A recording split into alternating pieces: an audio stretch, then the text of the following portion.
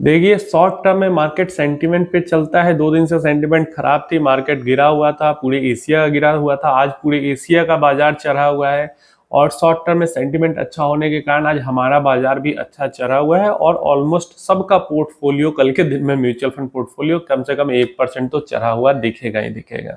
तो सारे इंडेक्स काफी अच्छे चढ़े हैं, मतलब 1% नहीं चढ़ेगा, 0.7 0.8% तो सबका चढ़ेगा।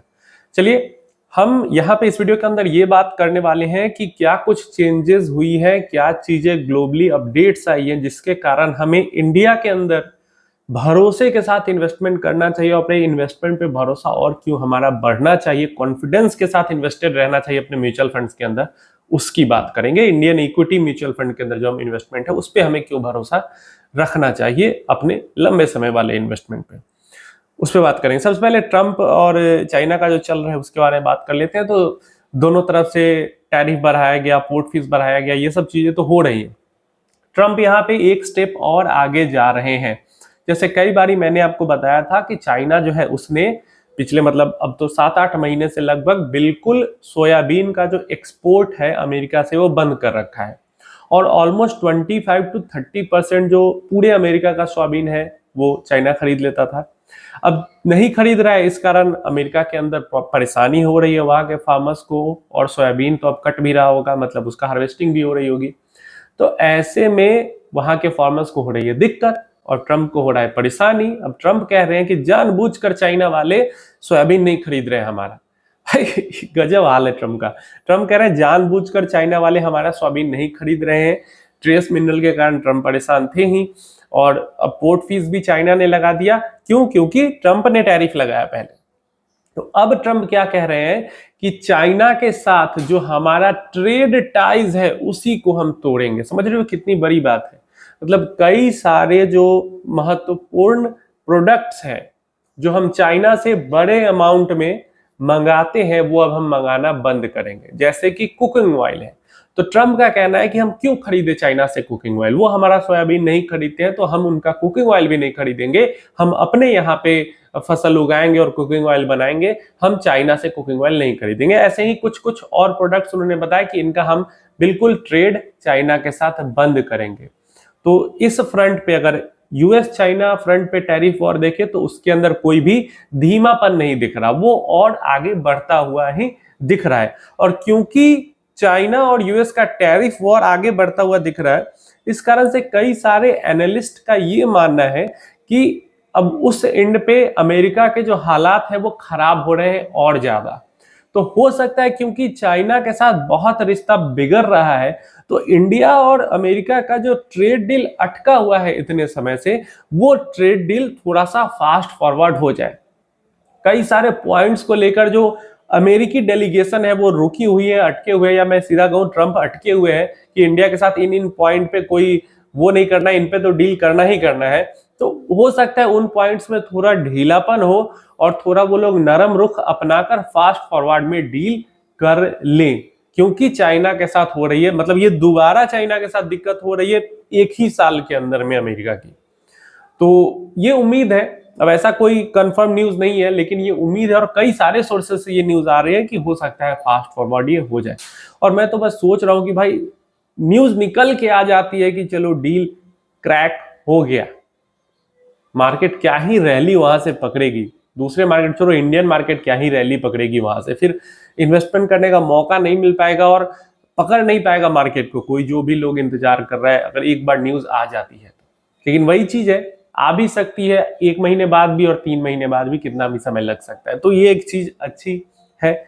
यूएस चाइना टैरिफ वॉर वाली अच्छी चीज नहीं है ग्लोबल ग्रोथ के लिए, लेकिन ये चीज अच्छी है जो हमारा अमेरिका के साथ हो सकता है रिश्ता सुधर जाए। अमेरिका के अंदर में भी जो विपरीत पार्टी है, अपोजिशन की पार्टी है, वो तो भाई कितने सारे लोगों ने एक साथ लेटर लिख के भी ट्रंप के पास भेजा था कि इंडिया के साथ इतने सालों का रिश्ता जो अच्छा बन रहा है उसको एक ही बार में पूरा आपने खराब कर दिया, तो इंडिया के साथ रिश्ता सुधारा जाए, खराब और नहीं किया जाए। तो ट्रंप के ऊपर प्रेशर तो आ रहा है भाई दोनों तरफ से। एक तो इधर भी रिश्ते खराब हो रहे हैं, चाइना के साथ भी, इंडिया के साथ खराब कर ही लिया उन्होंने, और उनकी अपनी कंट्री के लोग भी उन पे प्रेशर डाल रहे हैं, जो पॉलिटिशियन वहां के वो भी प्रेशर डाल रहे हैं। ये सब एक तरफ, और इसके बाद जो मैं आपको अपडेट देने वाला हूं वो अपडेट एक तरफ है। अपडेट क्या है? The International Monetary Fund has raised India's growth forecast by 0.2% point to 6.6% for the 25-26 fiscal year. जो साल चल रहा है उस साल के लिए आईएमएफ ने जो ग्रोथ है, जीडीपी ग्रोथ है इंडिया की, उसके फोरकास्ट को, प्रोजेक्शन को बढ़ा दिया है। मतलब तेज ग्रोथ होगी ऐसा आईएमएफ कह रही है। और आईएमएफ क्या है? इंडियन मॉनेटरी फंड नहीं है, इंटरनेशनल मॉनेटरी फंड है। तो इंडिया की किसी लोकल एजेंसी या इंडिया की लोकल गवर्नमेंट का इंटरनेशनल मॉनेटरी फंड पे कोई प्रभाव नहीं होता है। वो अगर कोई रिपोर्ट निकाल रहे हैं, वो बढ़ा रहे हैं अगर जीडीपी का प्रोजेक्शन, तो उनको कुछ दिख रहा है तब वो ग्रोथ का प्रोजेक्शन बढ़ा रहे हैं। अगर नहीं दिखता है इकोनॉमी में उनको ग्रोथ का प्रोजेक्शन, वो नहीं बढ़ाते। जैसे अभी के लिए बढ़ाया है और फ्यूचर में FY27 के लिए उन्होंने थोड़ा सा 0.2% का ही प्रोजेक्शन घटाया भी है। लेकिन जैसे हमें दिख रहा है, पहले भी उन्होंने कम प्रोजेक्शन दिया था, अभी बढ़ा दिया उन्होंने, तो वो घटता बढ़ता रहता है। घटेगा अगर जैसे जिस साल में हम हैं और तुरंत का ही घट जाता है, इसी साल का मान लो घटा दिया जाए, तो वो थोड़ा सा निगेटिव सेंटिमेंट जरूर बनाता है कि भाई इसी साल का प्रोजेक्शन घटा रहा है, मतलब इकोनॉमी में अच्छी चीज चल नहीं रही है। लेकिन यहाँ पे प्रोजेक्शन बढ़ाया गया है और सिर्फ आईएमएफ का नहीं प्रोजेक्शन बढ़ाया गया है, ऑलमोस्ट 0.2% से ही वर्ल्ड बैंक ने भी इंडिया का ग्रोथ प्रोजेक्शन बढ़ाया है। वर्ल्ड बैंक की बात कर रहा हूं। तो वर्ल्ड बैंक के मुताबिक और आईएमएफ, इंटरनेशनल मॉनेटरी फंड के मुताबिक, ट्रंप का 50% जो टैरिफ लगा है, उसके बावजूद में जो इंडिया की ग्रोथ रेट है, जो रफ्तार है इंडियन इकोनॉमी के ग्रो होने की, उसके ऊपर ज्यादा कुछ असर नहीं आएगा। लगभग 6.5 से 6.25% के जीडीपी ग्रोथ के साथ इंडिया बढ़ सकती है। ये आईएमएफ और वर्ल्ड बैंक दोनों की रिपोर्ट है, दोनों का मानना है। और इन दोनों पे ही हमारे लोकल गवर्नमेंट का कोई प्रेशर नहीं चलने वाला है।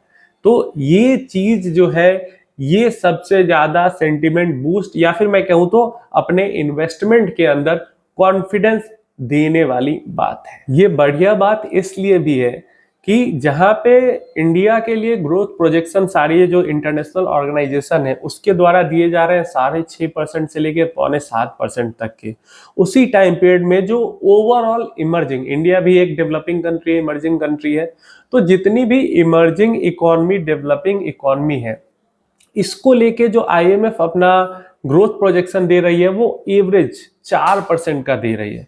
तो सीधा सीधा हम ये समझ सकते हैं कि आईएमएफ का मानना है कि भारत की जो रफ्तार है ग्रोथ की, वो एवरेज जो इमर्जिंग मार्केट्स है, एवरेज जो डेवलपिंग इकोनॉमी है, उनसे ज्यादा रह सकती है। कितना? 50% ज्यादा एवरेज से, क्योंकि एवरेज की वो 4% की रेट दे रही है और यहाँ पे 6.5% से ज्यादा की रेट दे रही है। तो ये एक पॉजिटिव चीज जरूर है। अब देखो, इमीडिएट इफेक्ट, इसीलिए मैं कहता हूं कि शॉर्ट टर्म में जो स्टॉक मार्केट है वो सेंटिमेंट पे चलता है। अच्छा सेंटिमेंट अच्छा चला, बुरा सेंटिमेंट बुरा चला। लेकिन लॉन्ग टर्म ग्रोथ जो है, लॉन्ग टर्म कहने का क्या मतलब? 5 साल, 8 साल, 10 साल, इससे ऊपर तो भाई जितना भी जाओ लॉन्ग टर्म ही। लॉन्ग टर्म ग्रोथ जो है वो इकोनॉमी के ग्रोथ के साथ बहुत ज्यादा अलाइन होती है। इकोनॉमी जितनी रफ्तार से ग्रो करेगी, मान लो 6% से इकोनॉमी ग्रो करती है, तो जनरली ये देखा जाता है कि उसका 2x रिटर्न जो लार्ज कैप जो इक्विटी है वो दे देती है। जैसे 6% से इकोनॉमी ग्रो करती है तो 12% का रिटर्न इंडिया के अंदर मिल जाता है। तो इसी उम्मीद और इसी चीज को फाउंडेशन बनाते हैं हम अपने इन्वेस्टमेंट के लिए।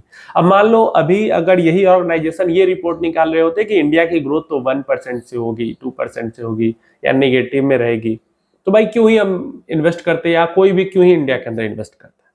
जब ये रिपोर्ट्स आ रही हैं इंटरनेशनल ऑर्गेनाइजेशन से, तभी तो फॉरेन इन्वेस्टर्स का भी पैसा इंडियन मार्केट के अंदर आएगा। फॉरेन इन्वेस्टर्स इंडिया की लोकल एजेंसी के रिपोर्ट्स पे नहीं भरोसा करेंगे, वो तो बाहर जो ग्लोबल एजेंसीज है उन्हीं के रिपोर्ट पे भरोसा करेंगे। उम्मीद है इन्फॉर्मेशन हेल्पफुल होगी, आपका कॉन्फिडेंस बूस्ट हुआ होगा। कोई क्वेश्चन क्वेरी है तो नीचे कमेंट बॉक्स में पूछ लेना।